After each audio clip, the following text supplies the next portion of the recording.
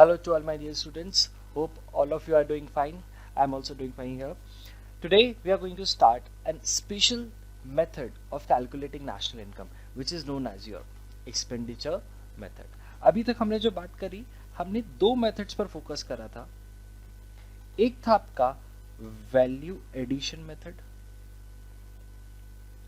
और दूसरा था हमारा इनकम मेथड. वैल्यू एडिशन में हम right from the manufacturer to the wholesaler to the retailer to the consumer हम देखते थे हर एक स्टेज पर कितना वैल्यू एडिशन हुआ है, कितना वैल्यू एडिशन हुआ है by any person from all of the above. मतलब एक एक से जाके पूछो, बताओ आपने कितने में रॉ मटेरियल वगैरह परचेज करे, कितने में सेल करे. फैक्टर इनपुट्स का हमको वैल्यू एडिशन मिलता था और इन सब को टोटल करके हमको मिलता था जीडीपी एट मार्केट प्राइस. और यहां से हम जाते थे कहां पे, यहां से हम जाते थे हमारी एनएनपी एट एफसी पर, नेशनल इनकम पे. क्लियर? ये हमारा वैल्यू एडिशन मेथड कहता था. दूसरा मेथड हमारे पास आया था इनकम मेथड. इनकम मेथड में बोला कि आप जाओ हर एक पर्सन से उसकी इनकम पूछो. अब यहां पर खास बात है, हर एक से उसकी इनकम पूछना कोई आसान काम नहीं है. क्यों आसान काम नहीं है? क्योंकि लोग अपनी इनकम नहीं बताते.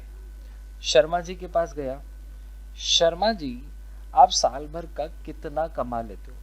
शर्मा जी ने जवाब दिया दाल रोटी मिल जाती है घर पे, बस इतना हो जाता है.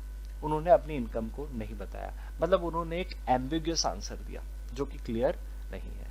तो क्या गवर्नमेंट को अगर इनकम निकालनी है, जीडीपी निकालना है, तो लोग अपनी इनकम बताएंगे क्या? हाँ सर, इनकम टैक्स रिटर्न में बताएंगे.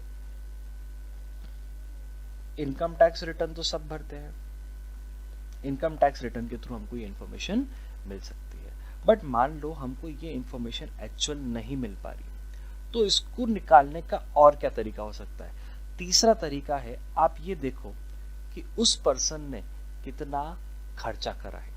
खर्चा करा है in terms of what? In terms of consumption and in terms of investments. मतलब उस पर्सन ने कितनी कंजम्पशन पे खर्चा करा और कितना इन्वेस्टमेंट पे खर्चा करा है. अगर इन दोनों का आप अगर टोटल लगा सकते हो, उसको बोलेंगे final expenditure on goods and services.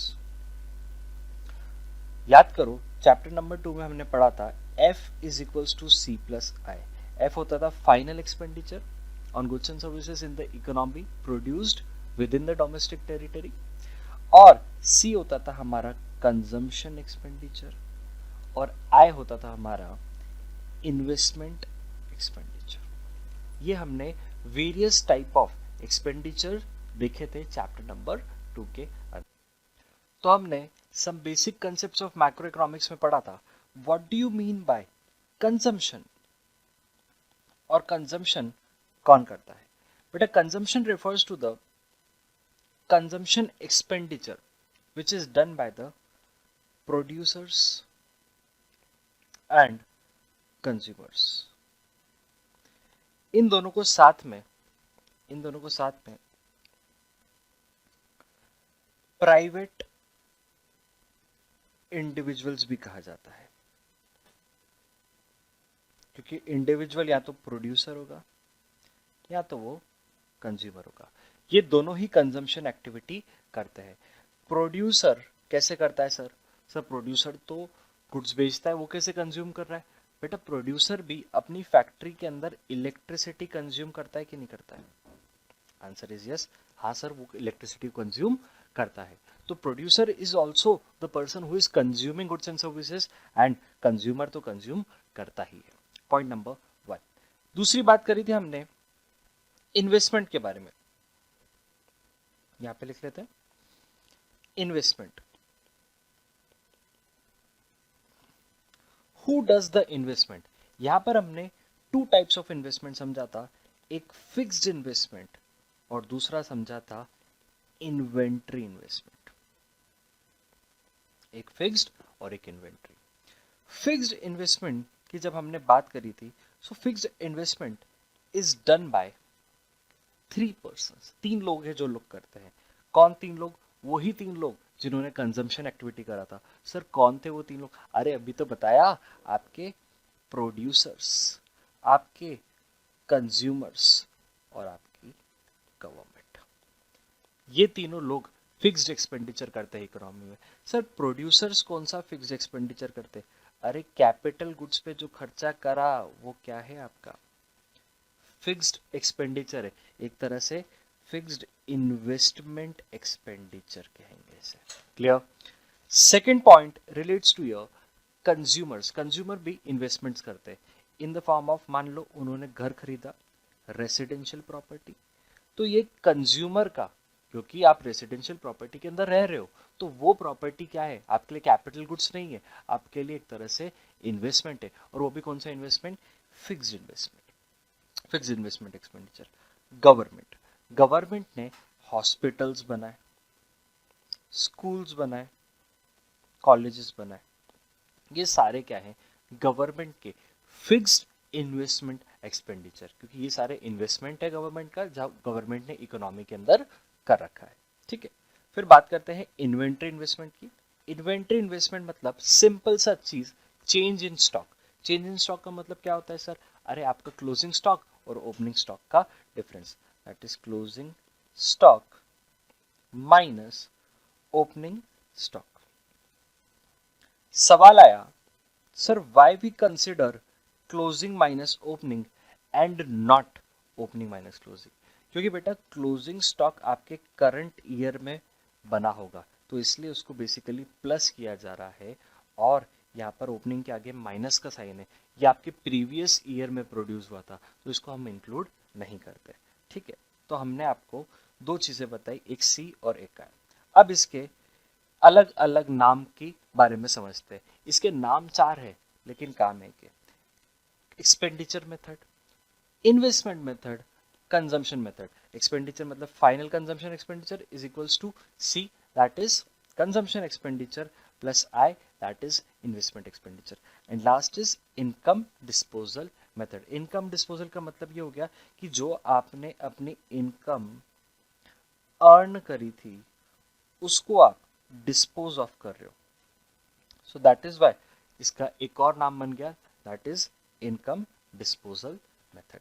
नाम 4 है लेकिन एक ही नाम से उसको जाना जाएगा, बट 4 नाम हमको पता क्यों होने चाहिए? क्योंकि एग्जाम में वो आपको किसी भी नाम से बोला जा सकता है। जैसे आपका वैल्यू एडिशन मेथड का दूसरा नाम था industrial origin method, net output method, product method, तो यह आपको सारे नाम पता होने चाहिए। ठीक है, एक्सपेंडिचर मेथड से हम क्या कैलकुलेट कर रहे हैं? Sir we are calculating the final expenditure on goods and services produced within the domestic territory during an accounting year। मतलब F is equals to C plus I calculate हो रहा है। वापस से बात करता हूँ, फाइनल गुड्स एंड सर्विसेज, ये सारे गुड्स एंड सर्विसेज क्या आ रही है? मतलब ग्रॉस आउटपुट की बात हो रही है। सो हमको ग्रॉस फिगर मिला। With in the domestic territory मतलब ग्रॉस डोमेस्टिक प्रोडक्ट, हमको ग्रॉस डोमेस्टिक प्रोडक्ट यहाँ से मिला है। और जो भी गुड्स बिकते हैं मार्केट में, क्या वो फैक्टर कॉस्ट पे बिकते हैं या मार्केट प्राइस पे बिकते हैं? सर मार्केट में गुड्स बिक रहे हैं तो वो मार्केट प्राइस पे बिकेंगे ना, तो हाँ आपको क्या मिलेगा? GDP at market price. By the expenditure method if you calculate C plus I you will get GDP at market price. तो जीडीपी एट मार्केट प्राइस ही आपका एक तरह से फाइनल एक्सपेंडिचर कहलाएगा। Clear? So we get the GDP at market price. अब बात करते हैं ये इंडिविजुअल्स, ये कंज्यूमर्स, ये प्रोड्यूसर्स कैसे कैसे खर्चा कर रहे हैं। तो मैं कुछ इसके अंदर इमेजेस दिखाता हूँ। जैसे प्राइवेट कंजम्पशन एक्सपेंडिचर, ये प्राइवेट, ये बीच पे पार्टी करने गए, आप शॉपिंग करने गए, ये आपका क्या हो गया? आपका private final consumption expenditure. This includes the expenditure on goods durable as well as non durable, क्योंकि कंज्यूमर खर्चा कर रहा है तो वो ड्यूरेबल पे भी कर सकता है और नॉन ड्यूरेबल पे भी कर सकता है। ये दोनों ही क्या होंगे? एक तरह से आपके कंजम्पशन एक्सपेंडिचर में आएंगे। And services by household. Okay, फिर government final consumption expenditure. So government का जो खर्चा डिफेंस एक्टिविटीज पर हो रहा है, ये सारी एक्टिविटीज कौन करवा रहा है? गवर्नमेंट करवा रहा है। अब गवर्नमेंट इन सोल्जर्स को सैलरी दे रहा है। ये सैलरीज किस वजह से दे रहा है? क्योंकि वो सोल्जर्स इस नेशन को सर्व कर रहे हैं। तो यहाँ पर गवर्नमेंट भी एज अ डिफेंस वो सर्विसेज को कंज्यूम कर रहा है। एज वेल एज ये कॉलेज, एमजीएम कॉलेज, मैंने इंदौर का यहाँ पर फोटो डाला है। यहाँ पर कुछ स्टूडेंट्स को फ्री एजुकेशन प्रोवाइड कर रहे हैं। यहाँ पर फैकल्टीज को सैलरी दी जा रही है।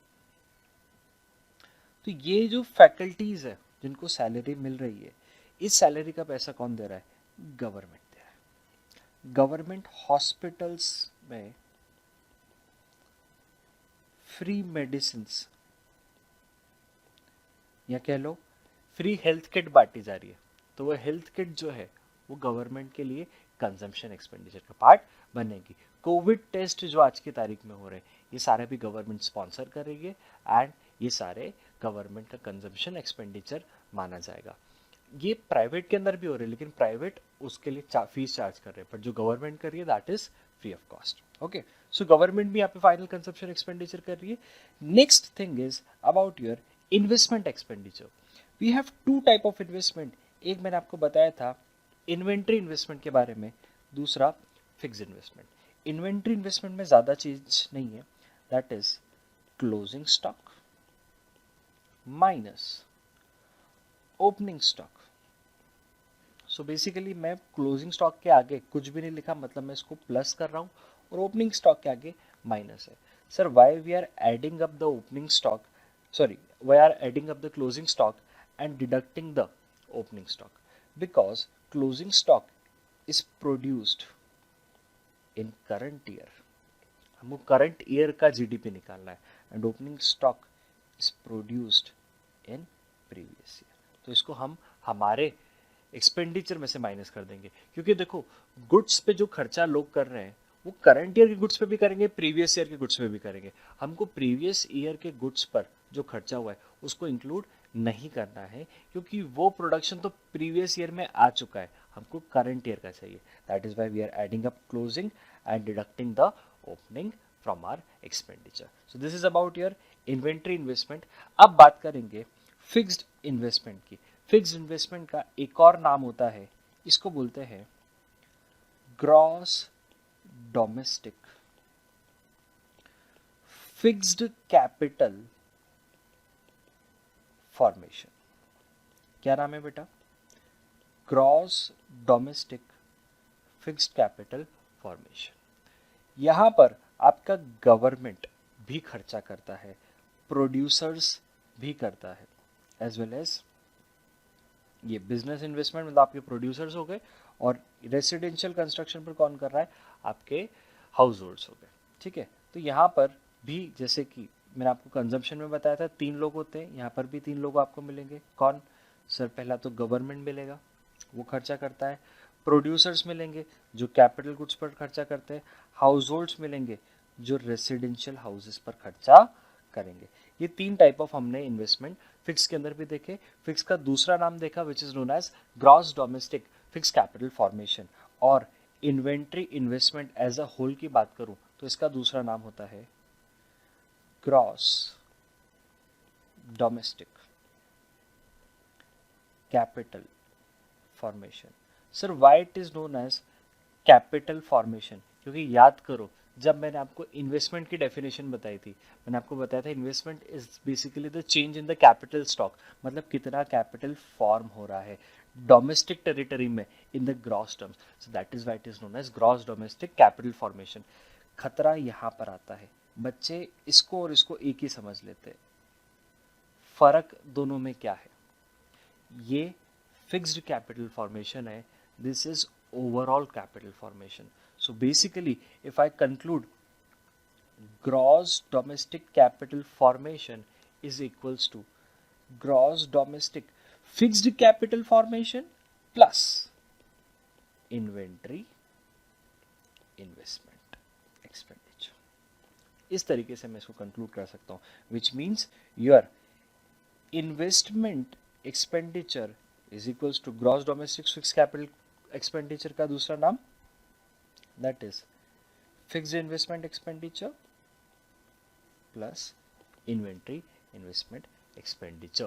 तो यहां पर मैंने आपको फिक्स्ड एक्सपेंडिचर और इन्वेंट्री इन्वेस्टमेंट मतलब आपको एक तरह से मैंने इन्वेंट्री इन्वेस्टमेंट के बारे में और आपको फिक्स्ड इन्वेस्टमेंट के बारे में बताया। ये आपका टोटल होता है investment expenditure in the economy. मुझे मिल गया एक तो कंजम्पशन एक्सपेंडिचर कितना था, मुझे मिल गया इन्वेस्टमेंट एक्सपेंडिचर। एक और चीज है जो यहां पर ऐड ऑन होगी, उसको बोलते हैं net exports. Sir why net exports is considered here? बेटा समझना ध्यान से, इंडिया के अंदर कुछ प्रोडक्ट्स बने, जैसे मान लो एक फैक्ट्री के अंदर ये 8 प्रोडक्ट्स बने, product A B C D E F G और एच, ठीक है। ये प्रोड्यूस हुए। क्या यहां पर प्रोडक्शन देखा जा रहा है क्या? नहीं, हम देख रहे हैं खर्चा कितना हुआ है। मान लो ए गुड्स, ई गुड्स, बी, एफ, सी और जी, ये 6 के 6 गुड्स इंडिया के अंदर सेल हुए। इंडिया के अंदर क्या हुए? सेल हुए। तो इसका एक्सपेंडिचर मुझे इंडिया के अंदर मिला। लेकिन ये जो डी और एच थे ना, इसको हमने यूएसए एक्सपोर्ट करा। यूएसए क्या करा? एक्सपोर्ट करा। तो क्या ये खर्चा इंडिया में हुआ है? आंसर इज नो, ये खर्चा हुआ है आपका यूएसए में। बट क्या ये गुड्स इंडिया के हैं? आंसर इज यस, क्योंकि ये एक इंडिया की फैक्ट्री में बने थे। ये 8 गुड्स इंडिया की फैक्ट्री में बने थे। So that is why although ये एक्सपेंडिचर इंडिया में नहीं हुआ है, बट प्रोडक्शन तो इंडिया का है। That is why we will add up exports. And ऐसा ही बात आएगी आपके इंपोर्ट्स के साथ। देखते हैं सर इंपोर्ट्स क्या होता है? हमारी परचेजेस, हमने मान लो 3 गुड्स ले लेते हैं यहाँ पे, ए बी और सी। ए और बी जो गुड्स थे वो इंडिया के अंदर प्रोड्यूस हुए थे और इंडिया के अंदर से ही परचेज करे। तो भैया इसका एक्सपेंडिचर भी कहाँ पे हुआ है? इसका एक्सपेंडिचर भी इंडिया के अंदर हुआ है। लेकिन ये जो सी प्रोडक्ट था ना सर, ये सी था, अरे चाइना से आया था। मतलब चाइना से ये जो प्रोडक्ट आया, ये एक्चुअल में खर्चा तो इंडिया में हुआ है, बट प्रोडक्शन इंडिया के अंदर क्या हुआ है? एक्सपेंडिचर हुआ है, क्योंकि इंडिया में आपने इंपोर्ट करा है। लेकिन प्रोडक्शन ये चाइना का है या इंडिया का है? आंसर इज सर ये मेड इन चाइना है। तो इसको मैं मेरे एक्सपेंडिचर में क्योंकि जुड़ चुका है, मैं इसको माइनस कर दूंगा। इसका मतलब ये हुआ नेट एक्सपोर्ट्स में मैं क्या करने वाला हूँ? नेट एक्सपोर्ट्स में बेटा मैं एक्सपोर्ट्स माइनस इंपोर्ट्स करूंगा, तो मुझे पता चल जाएगा कि नेट एक्सपोर्ट कितना हुआ है, और ये मैं अपने एक्सपेंडिचर के अंदर जोड़ दूंगा, क्योंकि ये आपकी डोमेस्टिक इकोनॉमी में खर्चा हुआ है। तो सम अप कर लेते हैं इन सब बातों को। आपके सारी बातों को हम यहाँ पे सम अप करते हैं। आपका एक्सपेंडिचर मेथड क्या बोलता है?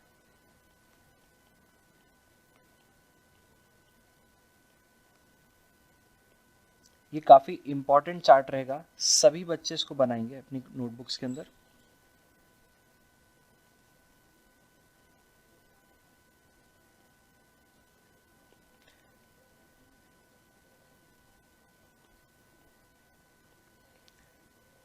पहला पार्ट आपके एक्सपेंडिचर मेथड का is private final consumption expenditure. Private final consumption expenditure. Sir private में कौन कौन आ गया? आपकी गवर्नमेंट भी आ गई, और आपके प्राइवेट के अंदर आपके हाउस होल्ड्स भी आ गए और आपके प्रोड्यूसर्स भी। तो यहाँ पर आपका हाउस होल्ड का कंजम्पशन वाला खर्चा प्लस प्रोड्यूसर्स का कंजम्पशन वाला खर्चा। दूसरा आएगा गवर्नमेंट फाइनल कंजम्पशन एक्सपेंडिचर, मतलब गवर्नमेंट का फाइनल कंजम्पशन एक्सपेंडिचर। क्वेश्चन में आपको सिर्फ ऐसा लिखा नहीं है कि ये प्राइवेट या गवर्नमेंट है, सिर्फ डायरेक्टली क्या दे रखा है? Final consumption expenditure. तो डायरेक्टली आप इसको कंसिडर कर सकते हो इन दोनों को अलग अलग देखने की जरूरत नहीं है, ठीक है। प्राइवेट और गवर्नमेंट, ये हमने कंजम्पशन की बात कर ली। अब बात कर लेते हैं इन्वेस्टमेंट की। That is your investment expenditure. Investment expenditure का दूसरा नाम आपको पता है, that is gross domestic capital formation. इसके होते हैं दो पार्ट। एक होता है फिक्स्ड इन्वेस्टमेंट, जिसका दूसरा नाम है gross domestic fixed capital formation, ठीक है। और दूसरा है inventory investment, that is closing stock minus opening stock. Fixed investment कौन कौन करता है सर? हाउस होल्ड भी करते हैं, प्रोड्यूसर्स भी करते हैं और गवर्नमेंट भी करती है। फिर लास्ट पार्ट जो आता है वो आता है आपका net exports, that is exports, इसको एक्स से रिप्रेजेंट किया जाता है, minus imports, that is M. तो एक्स माइनस एम आप करोगे तो आपको नेट एक्सपोर्ट्स मिल जाएंगे। This sum ups your expenditure method और इससे आपको मिलेगा जीडीपी एट मार्केट प्राइस। एक बार चार्ट को देख लो। यहाँ पर हमने सी देखा, दैट इज कंजम्पशन एक्सपेंडिचर। यहाँ पर मैंने आई देखा, विच इज इन्वेस्टमेंट एक्सपेंडिचर। और यहाँ पे मैंने एक्सपोर्ट्स को कंसिडर करा क्योंकि ये भी एक्सपेंडिचर आपकी इकोनॉमी में हुआ है, डोमेस्टिक इकोनॉमी में हुआ है। तो नेट एक्सपोर्ट भी यहाँ पर कंसिडर करें।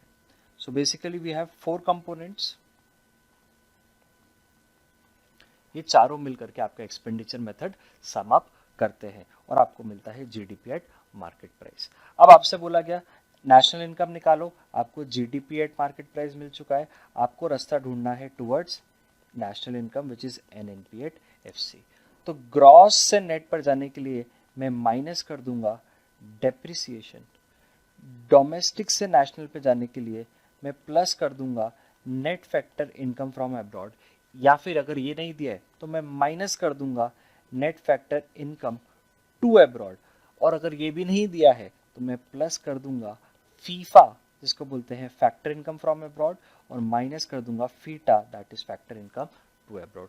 इन तीनों में से कोई भी एक यूज करना है, तीनों नहीं लगाने, ठीक है। प्रोडक्ट तो प्रोडक्ट सेम है।